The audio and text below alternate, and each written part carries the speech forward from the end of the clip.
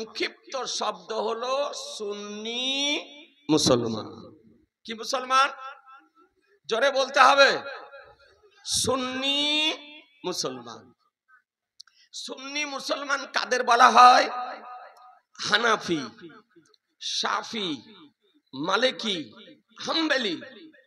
ইসলাম জগতে সারা পৃথিবীতে যে 4টি মাযহাব প্রচলিত আছে, এই প্রকৃত 4 মাযহাব মান্যকারীদেরকে বলা হয় সুন্নি মুসলমান।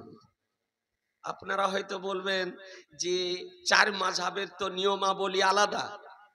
জি, এই 4 মাযহাবের মধ্যে কোনো মত পার্থক্য নেই। 4 মাযহাবের আকীদা বলি একই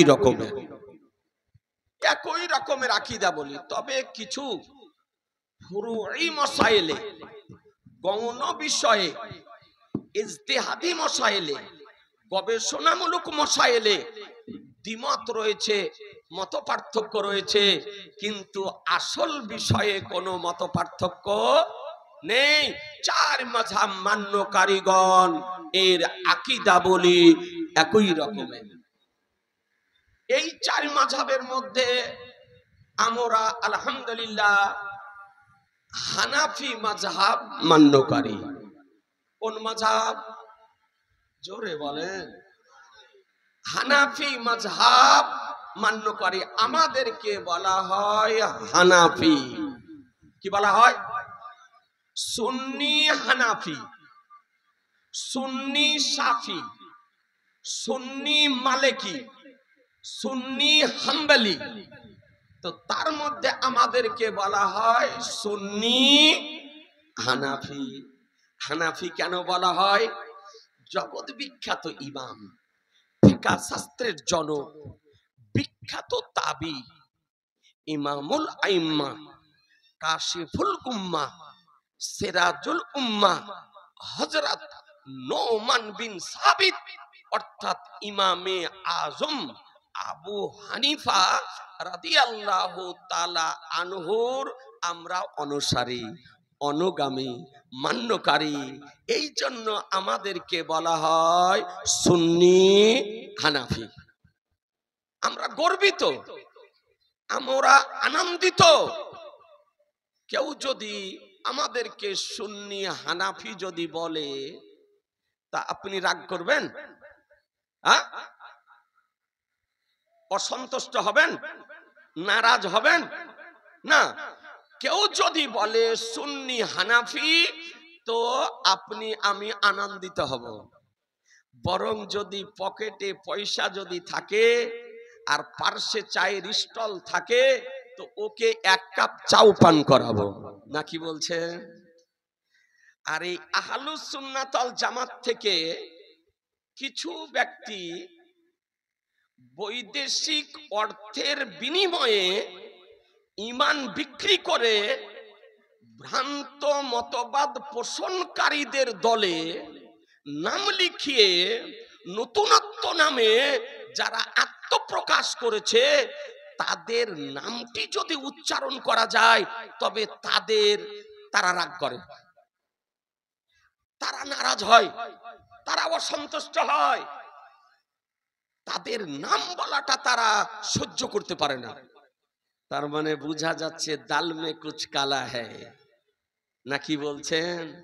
মালটাতে ভেজাল আছে, মালটিতে ভেজাল আছে, ভেজাল। এই জন্য নাম বলাটা বরদাস্ত করতে পারে না। যদি একজন ব্যক্তি শিবনগরের মার্কেটে একটা তসবিহ 100 তসবির দানা নিয়ে সকাল থেকে সন্ধ্যা পর্যন্ত যদি বলে সুন্নি হানাফি, সুন্নি হানাফি, সুন্নি হানাফি, তো শিবনগর গ্রামবাসীর মধ্যে একটিও মানুষ নারাজ হবে না, অসন্তুষ্ট হবে না। এ বেরাদারান ইসলাম, আলহামদুলিল্লাহ আমরা হলাম সুন্নি হানাফি। আমাদের পরিচয় দিতে কোনো অসুবিধা নেই। আলহামদুলিল্লাহ সেই মহানবী সাল্লাল্লাহু তাআলা আলাইহি ওয়াসাল্লাম মের মুহাব্বতে আপনারা আমরা পিতা মারা গেলে পিতার জন্য ইসালে সওয়াবের ব্যবস্থা করি, মিলাদ শরীফের ব্যবস্থা করি। মা যদি মারা যায়, মায়ের জন্য মিলাদ শরীফের ব্যবস্থা করি। দাদার জন্য মিলাদ শরীফের ব্যবস্থা করি। দাদির জন্য মিলাদ শরীফের ব্যবস্থা করি। সন্তানের জন্য মিলাদ শরীফের ব্যবস্থা করি। আজকে আমরা দেখি যে আমাদের আত্মীয় স্বজন মারা গেলে তাদের জন্য আমরা মিলাদ শরীফের ব্যবস্থা করি। কিন্তু বিরাদারানে ইসলাম, আজকে মিলাদ শরীফ যে আয়োজন করা হয়েছে, আজকে পিতার মিলাদ শরীফ নয়, মায়ের মিলাদ শরীফ নয়, দাদার মিলাদ শরীফ নয়, দাদির মিলাদ শরীফ নয়, ছেলের মিলাদ শরীফ নয়, বিবির মিলাদ শরীফ নয়।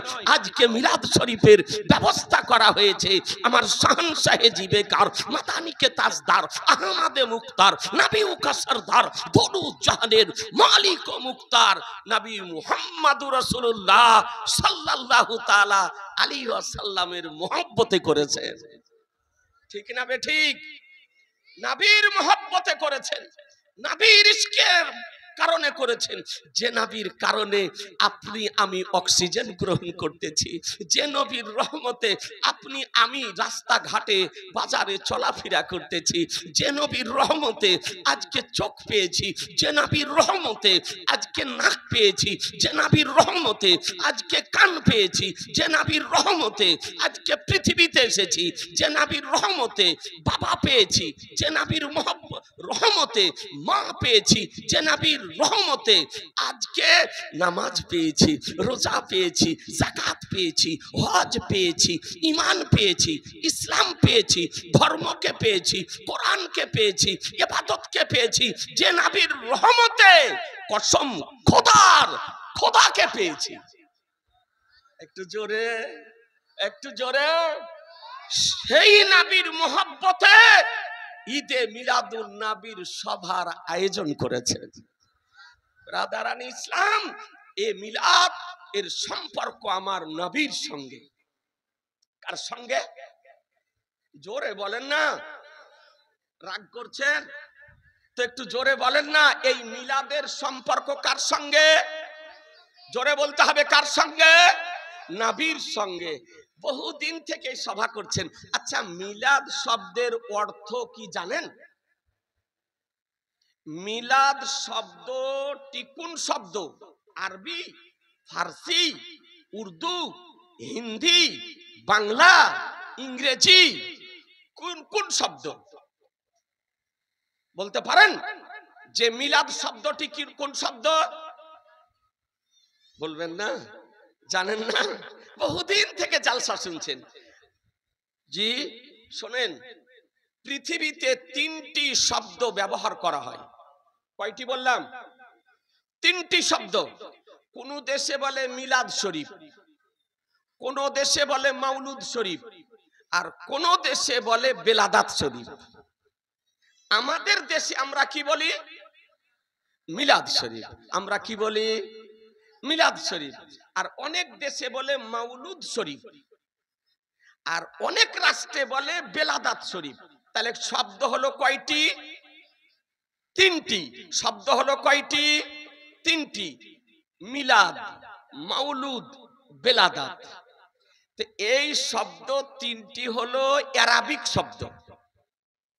কি শব্দ? আরবিক শব্দ। এর বাংলা অর্থ কি জানেন?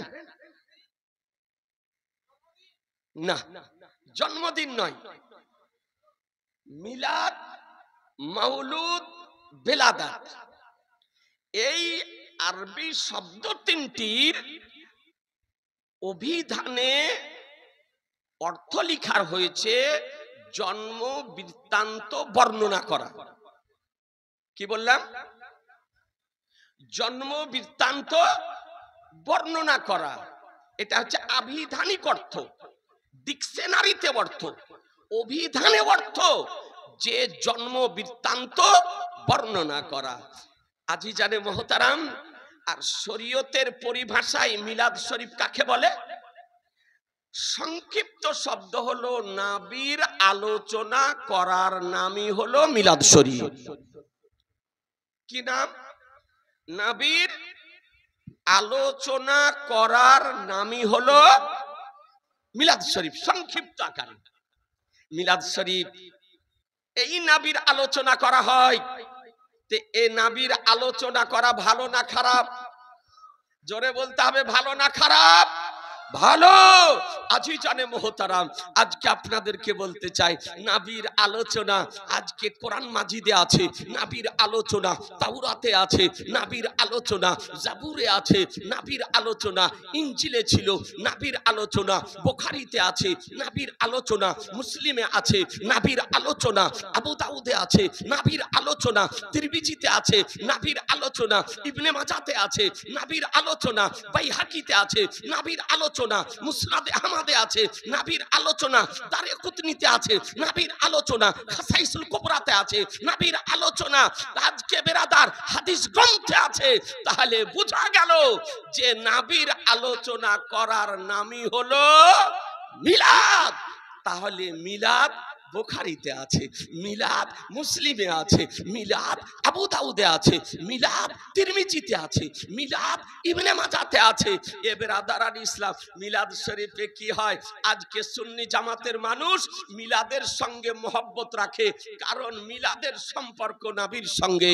এটা ভারতের সুন্নি বলেন, আমেরিকার সুন্নি বলেন, হল্যান্ডের সুন্নি বলেন, থাইল্যান্ডের সুন্নি বলেন, ইরাকের সুন্নি বলেন, ইরানের সুন্নি বলেন, মিশরের সুন্নি বলেন, মক্কার সুন্নি বলেন, মদিনার সুন্নি বলেন, বাংলাদেশের সুন্নি বলেন, পাকিস্তানের সুন্নি বলেন, সারা পৃথিবীর সুন্নি মুসলমান মিলাদের সঙ্গে সম্পর্ক রাখে। জি, রাখে না? রাখে না? আর কিছু এই সুন্নি থেকে বেরিয়ে গিয়ে যারা চুন্নি বের হয়েছে, যারা সুন্নি থেকে বেরিয়ে গিয়ে চুন্নি হয়েছে, এরা মিলাদের নাম শুনলে খেপে যায়, মিলাদের নাম শুনলে শরীরে চুলকানি, অ্যালার্জি বেরিয়ে যায়। তারা মিলাদে নারাজ, বলছে মিলাদ কোথায় আছে, মিলাদ কোথায় আছে, মিলাদ খুঁজে পাই না। মিলাদে কি করা হয়? আজিজানে মোহতারাম, নবীর তো আলোচনা করা হয়। মিলাদ শরীফের যে নবীর আলোচনা করা হয়, নবী পৃথিবীতে আসার পূর্বে নবীর যে বিশেষত্ব সেই আলোচনা করা হয় মিলাদ শরীফে। নবী আমার পৃথিবীতে মায়ের গর্ভে 9 মাস ধরে অবস্থান করেছিলেন, সেই আলোচনা মিলাদ শরীফে করা হয়। নবী আমার মায়ের উদর থেকে পৃথিবীতে আসছেন, সেই আলোচনা মিলাদ শরীফে করা হয়। নবীর পিতামাতার আলোচনা মিলাদ শরীফে করা হয়। নবীর বংশের আলোচনা মিলাদ শরীফে করা হয়। নবীর পরিবারের আলোচনা মিলাদ শরীফে করা হয়। নবীর শিশু জীবনের আলোচনা মিলাদ শরীফে করা হয়। নবীর বাল্য জীবনের আলোচনা মিলাদ শরীফে করা হয়। নবীর মাক্কি জীবনের আলোচনা মিলাদ শরীফে করা হয়। নবীর মাদানী জিন্দেগির আলোচনা মিলাদ শরীফে করা হয়। নবীর সাংসারিক জীবনের আলোচনা মিলাদ শরীফে করা হয়। নবীর চরিত্রের আলোচনা মিলাদ শরীফে করা হয়। নবীর আদর্শের আলোচনা মিলাদ শরীফে করা হয়। নবীর বিশেষ বিশেষত্বের আলোচনা আপনার মিলাদ শরীফে করা হয়। নবীর অলৌকিক ঘটনাবলী সমূহের মিলাদ শরীফে আলোচনা করা হয়। তাৎসহ নামাজের বলেন, রোজার বলেন, হজের বলেন, যাকাতের বলেন, ঈমানের বলেন, ইসলামের বলেন, ধর্মের বলেন, আলোচনা মিলাদ শরীফে করা হয়। জি, তাহলে এই আলোচনাগুলির সমষ্টির নাম হলো মিলাদ শরীফ। জি, তাহলে এই আলোচনাগুলি ভালো না খারাপ? ভালো। তাহলে মিলাদ শরীফ ভালো না খারাপ? ভালো।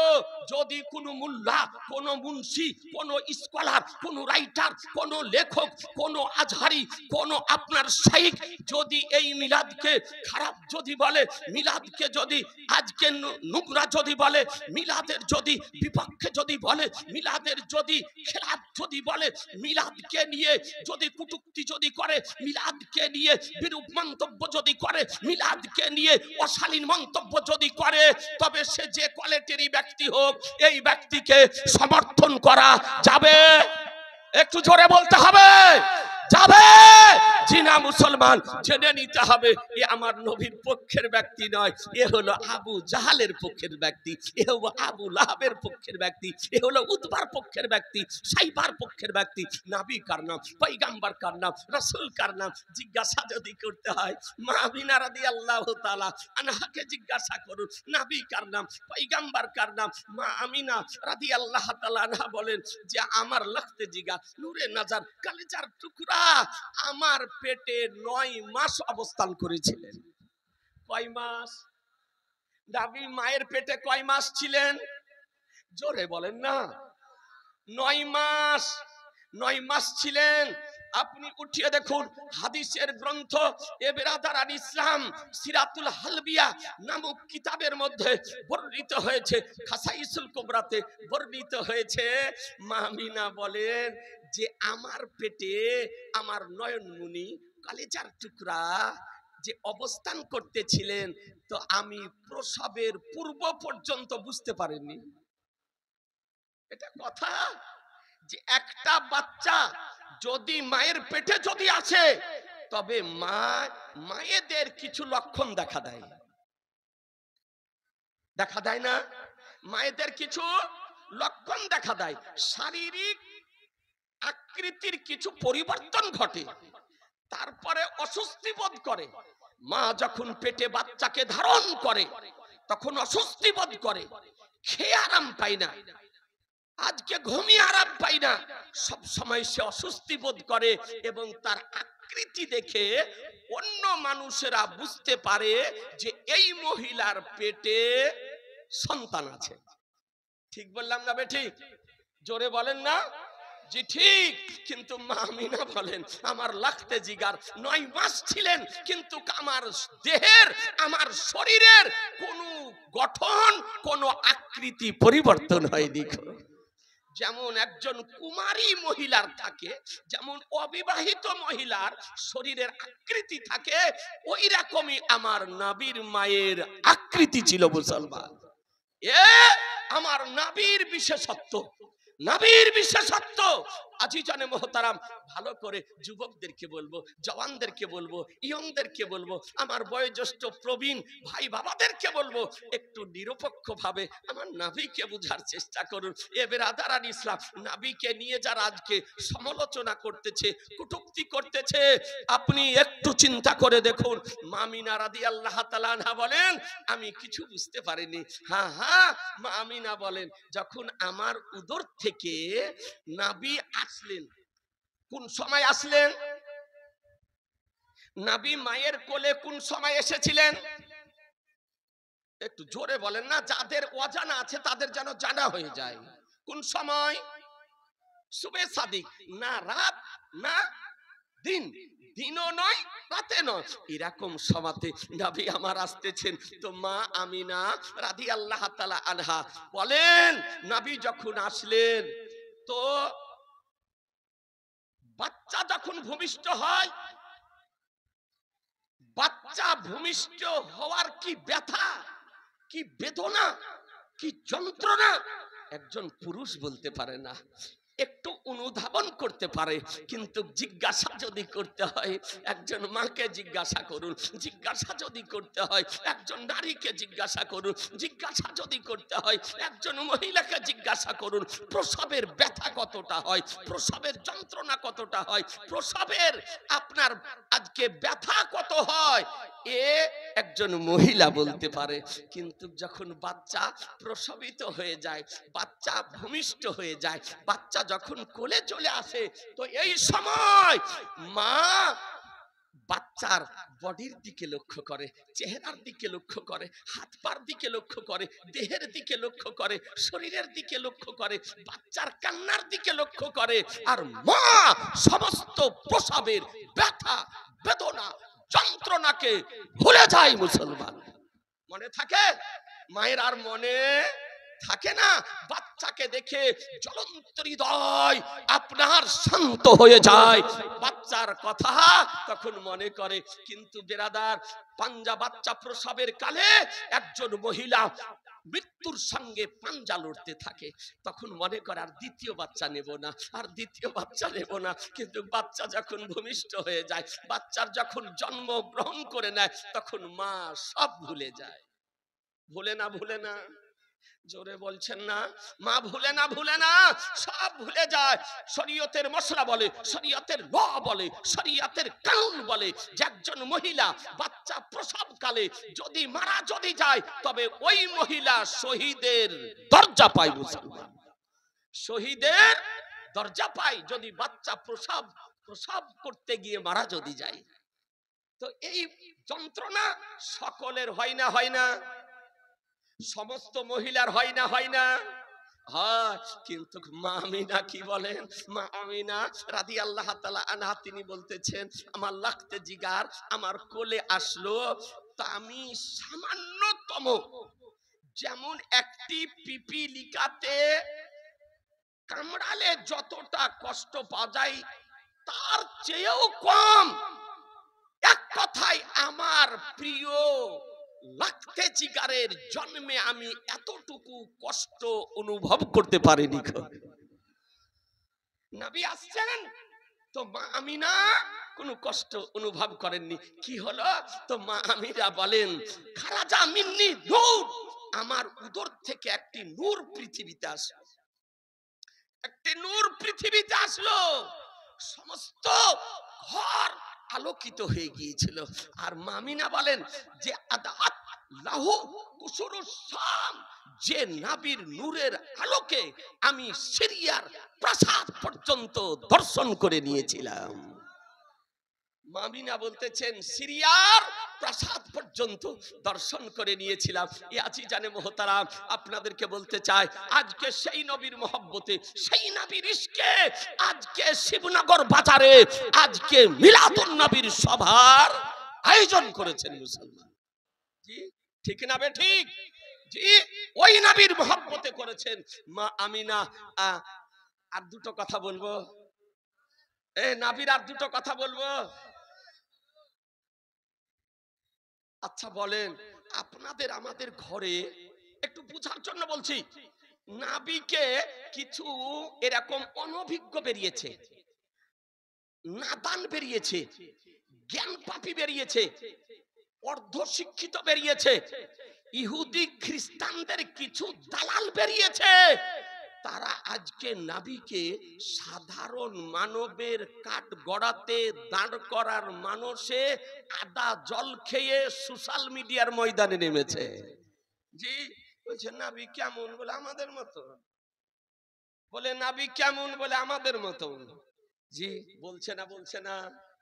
সোশ্যাল মিডিয়াতে আমি তরুণদেরকে অনুরোধ করব, ইয়ংদেরকে অনুরোধ করব, যুবকদেরকে অনুরোধ করব, মা বোনদেরকে অনুরোধ করব যে আপনি ফেসবুকে আজকে ইউটিউবে কোন বক্তার বক্তব্য যদি শোনেন, যাচাই বাছাই করে বক্তব্য শুনবেন। যার বক্তব্য শুনবেন আগে যাচাই করে নেবেন বক্তাটা নবীর পক্ষের বক্তা না নবীর বিপক্ষের বক্তা। যাচাই করতে হবে না? হবে না? আর টুপি দেখে গেলে, টুপি দেখে ভুলে গেলে হবে না, ওর ভাষা দেখে ভুলে গেলে হবে না, ওর লেকচার শুনে ভুলে গেলে হবে না, ওর শিক্ষাগত যোগ্যতা দেখে ভুলে গেলে হবে না। জি আগে দেখতে হবে যে এর ঈমান আছে কিনা, ই নবীর পক্ষের বক্তা না বিপক্ষের বক্তা। নবীর পক্ষের যদি বক্তা হয়, দেশি বক্তা হোক আর বিদেশি বক্তা হোক, তার বক্তব্য শোনা যায়। আর যদি নবীর বিপক্ষের যদি বক্তা হোক, সে বাংলাতে বলুক, হিন্দিতে বলুক, উর্দুতে বলুক, আরবিতে বলুক, ইংরেজিতে বলুক, উর্দুতে বলুক, ফার্সিতে বলুক, যে ভাষাতেই বলুক, যেমনই স্কলার হোক না কেন, যেমনই সাইকো হোক না কেন, নবীর বিপক্ষের যদি হয় তার বক্তব্য শোনা যাবে? জোরে বলবেন না? তার বক্তব্য শোনা যাবে? জি না, তার বক্তব্য শোনা যাবে না। কেন যাবে না?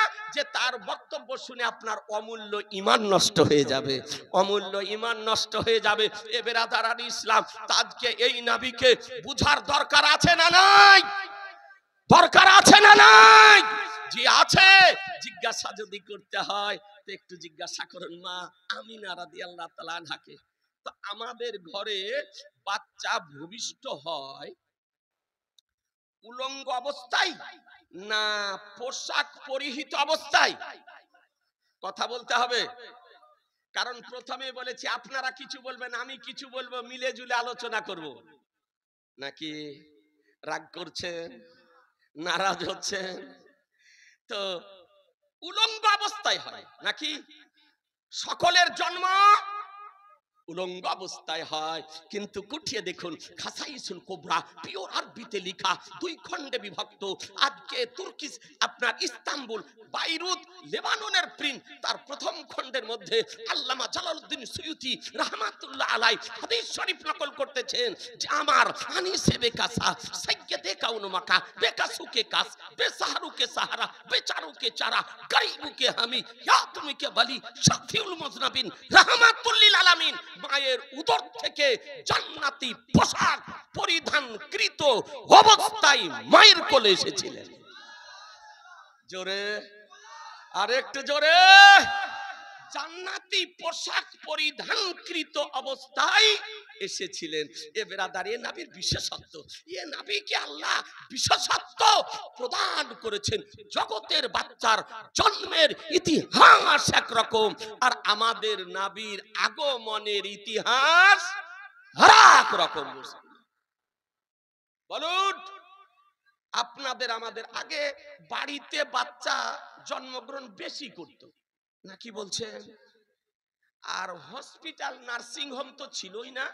হসপিটাল ছিল, হসপিটালে খুব কম হতো।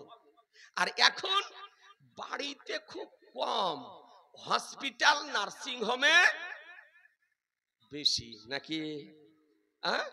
একটু ব্যথা দেখা দিলে তাড়াতাড়ি নিয়ে চল হসপিটাল। আর হসপিটালে গেলেন তো বলছে সিজার করতে হবে। ওকে 9-10 মাসের মধ্যে 9 মাস ডাক্তার দেখালেন, চিকিৎসা করালেন। চিকিৎসা করানোর পর বলছে সিজার করতে হবে। তো তোমাকে আমি 9 মাস থেকে কি করতে দেখাচ্ছি? সিজার করতে হবে।